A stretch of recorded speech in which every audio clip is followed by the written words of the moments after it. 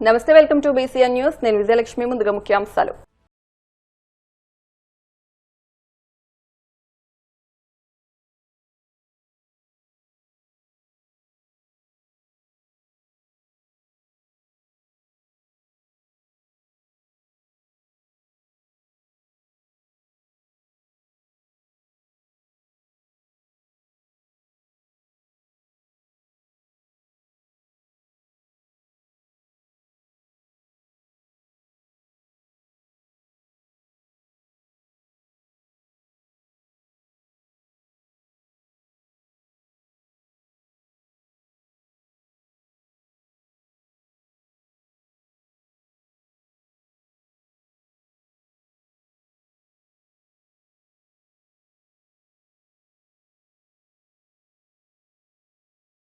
అనకాపల్లి జిల్లా పాయికరావుపేట నియోజకవర్గంలో హోంమంత్రి వంగలపూడి అనిత పర్యటించారు. కోటవరట్ల మండలం రామచంద్రపురం గ్రామంలో హోంమంత్రికి గ్రామస్తులు ఘన స్వాగతం పలికారు.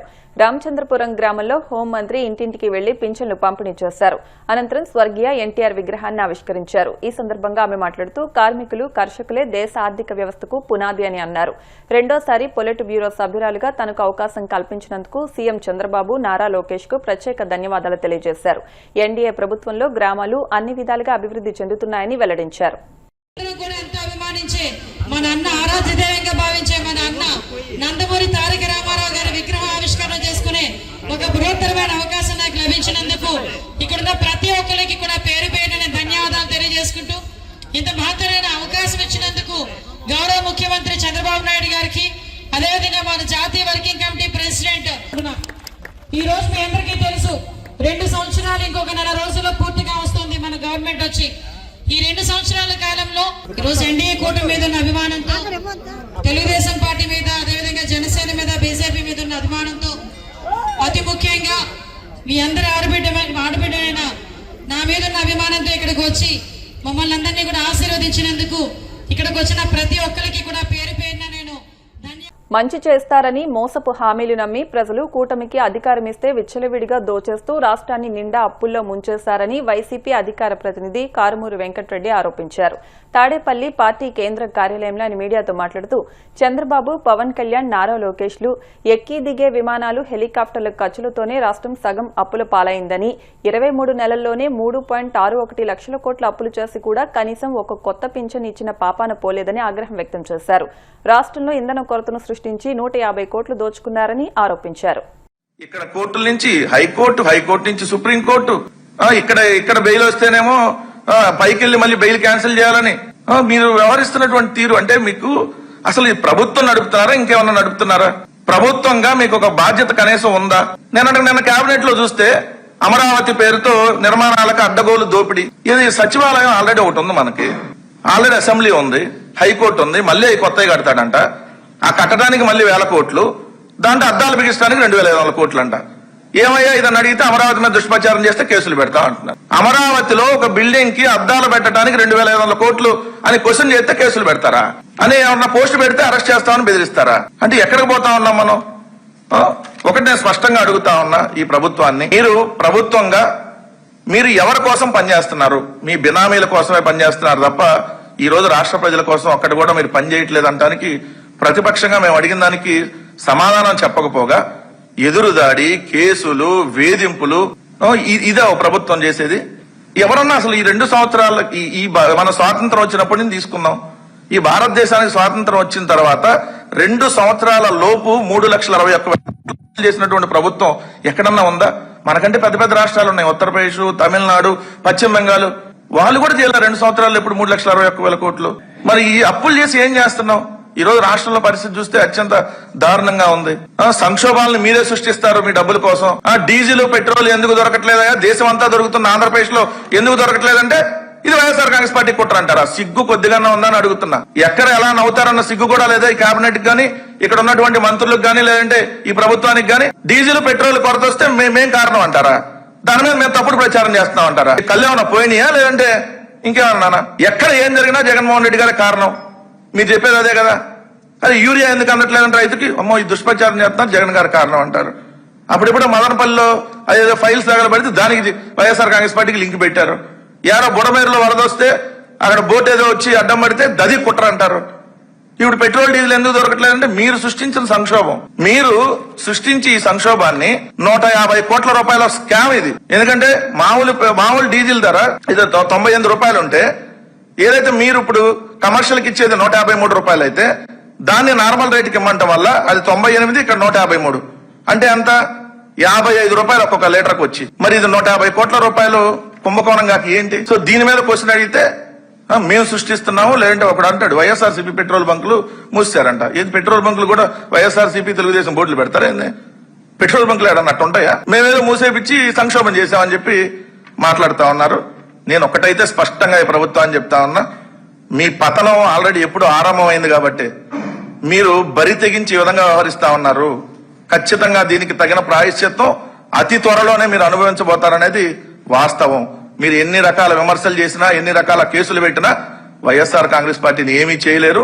మీ తప్పుడు కేసులకో లేదంటే మీరు అక్రమ అరెస్టులకో ఇక్కడ ఎవడో భయపడేవాడు లేడు. ఎన్ని కేసులైనా ఎదుర్కోవడానికి ధైర్యంగా ఉన్నాం. బట్ ఇది మీరు స్టార్ట్ చేశారు, దీనికి ఎండ్ కార్డు ఖచ్చితంగా మేము వచ్చిన తర్వాత వేస్తా ఉన్న విషయం మాత్రం ఒకటి గుర్తుపెట్టుకోమని చెప్పి ఈ ప్రభుత్వానికి హెచ్చరిస్తా ఉన్నాం. గొడ్డల పార్టీ ఈ గొడ్డల సంస్కృతిలో, కత్తుల సంస్కృతిలో, బాంబుల సంస్కృతిలో ఆద్యుడే చంద్రబాబు నాయుడు గారు కదా.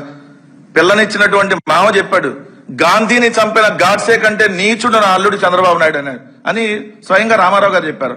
మనిషి అనేవాడైతే అప్పుడు ఏదన్నా చేసుకుని చచ్చిపోవాలి ఆ మాటకి. చంద్రబాబు నాయుడు కాబట్టి ఇంకా బతికే ఉన్నాడు. 2 వంగవీటి రంగా గారిని చంపింది ఎవరు? పెంగల్ దశరథరామ్ గారిని చంపించింది ఎవరు? అదేవిధంగా మల్లెల బాబ్జీ గారిని, వైఎస్ రాజారెడ్డి గారిని చంపించింది ఎవరు? ఇవన్నీ తెలుగుదేశం పార్టీ, చంద్రబాబు నాయుడు గారు ముఖ్యమంత్రిగా ఉండగా ఇవన్నీ జరిగితే మరి ఇప్పుడు చెప్పండి, గొడ్డల పార్టీ ఎవరిది, కత్తుల పార్టీ ఎవరిది?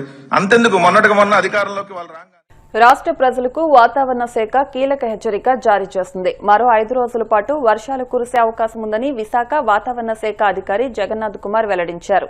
ముఖ్యంగా ఉత్తర కోస్తా, దక్షిణ కోస్తా జిల్లాలో మోస్తారు వర్షాలతో పాటు ఉరుములు, మెరుపులు సంభవించే అవకాశం ఉందని ఆయన తెలిపారు.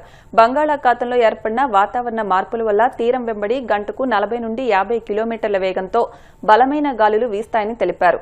సముద్రం అలజడిగా ఉంటుందని, మత్స్యకారులు ఎవరూ వేటకు వెళ్లవద్దని అధికారులు స్పష్టమైన ఆదేశాలు జారీ చేశారు. దక్షిణ ఒడిశా నుంచి గల్ఫ్ ఆఫ్ మన్నార్ వరకు అనగా తెలంగాణ మీదుగా, ఆంధ్రప్రదేశ్ మీదుగా, తమిళనాడు మీదుగా 1.5 కిలోమీటర్ల ఎత్తు వరకు ఒక ఉపరితల ద్రోణి లేదా విండ్ డిస్కంటిన్యూటీ కొనసాగుతుంది. దీంతో పాటుగా కొన్ని ప్రాంతాలలో వార్మీర్ అడ్వెక్షన్ కూడా ఉన్నందువల్ల రాష్ట్రంలో ముఖ్యంగా కోస్తా జిల్లాలతో పాటు రాయలసీమలోని 1-2 చోట్ల తేలికపాటి నుంచి మోస్తరు ఉరుములతో కూడిన, మెరుపులతో కూడిన వాతావరణం రాబోయే 5 రోజులు కూడా ఉండే అవకాశం 1-2 చోట్ల ఉన్నది. అయితే ఉత్తర కోస్తా జిల్లాల్లో ఈరోజు ఈ వాతావరణంతో పాటు ఈదురుగాలులు 50 నుంచి 60 కిలోమీటర్ల వేగంతో గరిష్టంగా వీచే అవకాశం ఉంది. ఇక అమరావతిలో 41.7, నెల్లూరులో 41.6, నందిగామలో 41.6, కావలిలో 41.4, ఎన్టీఆర్ జిల్లాలోని విజయవాడలో 40.6 మరియు ఒంగోలులో 40 డిగ్రీల గరిష్ట ఉష్ణోగ్రత నమోదైంది. ఈ ఉష్ణోగ్రతలు సాధారణ గరిష్ట స్థాయి కన్నా 2 నుంచి 3 డిగ్రీల గరిష్టంగా నమోదయ్యాయి. ఇదే పరిస్థితి రాబోయే 3 రోజులు దక్షిణ కోస్తా జిల్లాల్లోని 1-2 చోట్ల ఉండే అవకాశం ఉన్నందువల్ల ఆ 3 జిల్లాలకు వేడిమితో కూడిన, తేమతో కూడిన అసౌకర్యమైన వాతావరణం ఉండే హెచ్చరికను తెలియజేయటం జరిగింది. ఇక కోస్తా తీరం వెంబడి అనగా ఉత్తర కోస్తా తీరం వెంబడి, తీరం ఆవల గత 24 గంటల క్రితం కూడా ఈదురుగాలులు ఉండే అవకాశాన్ని తెలియజేశాము. ఈరోజు ఉత్తర కోస్తా తీరం వెంబడి, తీరం ఆవల 45 నుంచి 55, గరిష్టంగా 65 కిలోమీటర్ల వేగంతో ఎదురుగాలులు వీచుతూ సంవహన వర్షపాతమైన ఉరుములు, మెరుపులు కూడా కొనసాగే అవకాశం కోస్తా తీరం వెంబడి, తీరం ఆవల ఇంకొంచెం దూరంలో కూడా కొనసాగే అవకాశం కనిపిస్తుంది. తదుపరి 2 రోజులు కూడా ఉత్తర కోస్తా తీరం వెంబడి, తీరం ఆవల 45 నుంచి 55, గరిష్టంగా 65 కిలోమీటర్లతో కూడిన ఈదురుగాలులు కొనసాగే అవకాశం ఉన్నందువల్ల మత్స్యకారులు ఈ రోజు నుంచి రాబోయే 3 రోజుల వరకు కూడా ఉత్తర కోస్తా తీరం వెంబడి, తీరం ఆవల వేటకు వెళ్లవద్దని హెచ్చరికలు జారీ చేయటం జరిగింది. గడిచిన 24 గంటల్లో జిల్లాల్లో ముఖ్యంగా శ్రీకాకుళం జిల్లాలోని టెక్కలిలో 64 మిల్లీమీటర్లు, శ్రీకాకుళం జిల్లా కళింగపట్నంలో 41 మిల్లీమీటర్లు, పాతపట్నంలో 37 మిల్లీమీటర్ల గరిష్ట వర్షపాతం నమోదైంది. ముఖ్యంగా పార్వతీపురంలో 18 మిల్లీమీటర్ల వర్షపాతం నమోదైంది. ఇంకా కొన్ని ప్రాంతాలలో తేలికపాటి నుంచి మోస్తరు జల్లులు నమోదయ్యాయి. ఇక గడిచిన 24 గంటల్లో మీడియా వార్తలను అనుసరించి 1-2 చోట్ల ఉరుములు మెరుపులతో పాటు వడగళ్ల వాన కూడా నమోదైనట్లు తెలుస్తోంది. నెల్లూరు జిల్లా గూడూరు పట్టణ సమీపంలోని నాయి బ్రాహ్మణ కాలనీలో ఎమ్మెల్యే పాసం సునీల్ కుమార్ లబ్దిదారులకు పెన్షన్లను అందజేశారు. ఈ సందర్భంగా ఆయన మాట్లాడుతూ 200 రూపాయలు ఉన్న పెన్షన్ ని అప్పట్లో 2000 రూపాయలకు పెంచింది చంద్రబాబు అని, గత వైసీపీ ప్రభుత్వంలో 1000 రూపాయలు పెంచేందుకు 5 సంవత్సరాలు పట్టిందని గుర్తు చేశారు. కూటమి ప్రభుత్వం వచ్చిన తర్వాత 3000 ఉన్న పెన్షన్ ని 4000 చేసి ఇస్తున్నామని తెలిపారు. పనిచేసే ప్రభుత్వాన్ని ప్రజలు గుర్తుంచుకోవాలని కోరారు. కార్యక్రమాన్ని ఏర్పాటు చేశారు మా మున్సిపల్ కమిషనర్ గారు. అలాగే ఈ పెన్షన్లు టౌన్లో దాదాపు 5365 మందికి ఈరోజు పెన్షన్స్ ఇస్తున్నాం. మొత్తం మీద 2,31,49,000 రూపాయలు ప్రతి నెల టౌన్లో ఎన్డీఏ గవర్నమెంట్ ఈరోజు పెన్షన్లు ఇస్తున్నామని చెప్పి కూడా మేము తెలియజేస్తున్నాం. అలాగే ఇంకో విషయం ఏంటంటే సచివాలయ సిబ్బంది కొద్దిగా పనిచేయాల్సిన అవసరం ఉంది. సచివాలయ సిబ్బంది ఏదో ఊరికే ముక్కుబుడిగా వచ్చి వెళ్ళిపోయే కార్యక్రమం చేయకూడదని చెప్పి తెలియజేస్తున్నాం. ఎందువల్లంటే ఈరోజు పోతే ఒక పాప ఇంటర్మీడియట్ కూడా రాసిందంట, కాలు చేయడానికి పడిపోయింది, పైకి లేలేకుంది. ఆ బిడ్డకి 100% వచ్చింది సర్టిఫికేట్లో. కానీ దాన్ని రెన్యువల్ చేసేదానికి దిక్కుమొక్కులే ఈ రోజుకి కూడా. ఈరోజు కమిషనర్ గారు చెప్పిన తర్వాత మా ఎండీ గారు చూసిన తర్వాత ఈరోజు మేము చేస్తామంటే దాన్ని చేసేదానికి సచివాలయ సిబ్బంది ఉంది, వాళ్ళు దాన్ని పట్టించుకునేటువంటి కార్యక్రమం లేదు. అలాగే సర్టిఫికేట్లు పాస్ సర్టిఫికేట్ తెచ్చుకున్నారు, అవన్నీ కూడా ల్యాబ్స్ అయిపోయినాయి. మళ్ళీ వాళ్ళు ఫ్రెష్గా తెచ్చుకోవాల్సిన అవసరం కూడా ఉంది, అది కూడా చెప్పాల్సిన అవసరం ఉంది. ఇక్కడ ఉన్నటువంటి తెలుగుదేశం పార్టీ నాయకులు అందరూ కూడా దయచేసి ఈ విషయంలో శ్రద్ధ తీసుకోవాల్సిన అవసరం ఉందని చెప్పి నేను తెలియజేస్తాను. అలాగే గూడూరు రూరల్లో దాదాపు 8,242 మందికి ఈరోజు పెన్షన్స్ ఇస్తున్నాం. దాదాపు 3,55,80,000 రూపాయలు ఖర్చు అవుతుందని చెప్పి నేను తెలియజేస్తున్నాను. చిలకూరులో 7,120 మందికి ఇస్తున్నాం. దాదాపు 3,06,70,000 రూపాయలు ఈరోజు ఖర్చు చేస్తున్నారని చెప్పి నేను తెలియజేస్తున్నాను. అలాగే కోటలో కూడా 6,972 మందికి పెన్షన్స్ ఇస్తున్నాం. అది మొత్తం 2,95,00,000 రూపాయలు 90,20,000 రూపాయలు ఇస్తున్నామని చెప్పి కూడా నేను తెలియజేస్తున్నాను. అలాగే వాకాడులో 5,089 మందికి ఇస్తున్నాం. ఇది మొత్తం 2,24,70,000 రూపాయలు అని చెప్పి కూడా నేను తెలియజేస్తున్నాను. చిట్టమూరు మండలంలో 5,744 మందికి పెన్షన్స్ ఇస్తున్నాం. ఇది కూడా 2,43,40,000 రూపాయలని మేము తెలియజేస్తున్నాం. మొత్తం మీద ఈ కాన్స్టిట్యున్సీలో ప్రతి నెల 1వ తేదీ కల్లా 16,57,43,000 రూపాయలు ఈరోజు ఒక్క గూడూరు నియోజకవర్గంలోనే ఈరోజు పెన్షన్ పంపిణీ చేస్తున్నామని చెప్పి నేను తెలియజేస్తున్నాను. అలాగే ముఖ్యంగా నేను చెప్పేది ఒకటి, ఈరోజు మొత్తం వచ్చేటువంటి రాష్ట్రం వచ్చే ఆదాయంలో 95%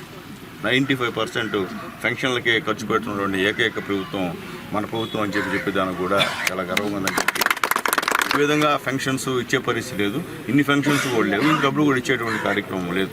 ఈరోజు చంద్రబాబు నాయుడు గారు మొట్టమొదట పెన్షన్ని 200 పెన్షన్ 2,000 చేసింది కూడా నారా చంద్రబాబు నాయుడు విషయాన్ని కూడా ఒకసారి మీ అందరూ కూడా పెన్షన్లు పంపిణీ చేసే కొన్ని సమస్యలు కూడా గుర్తించడం జరిగింది సారు.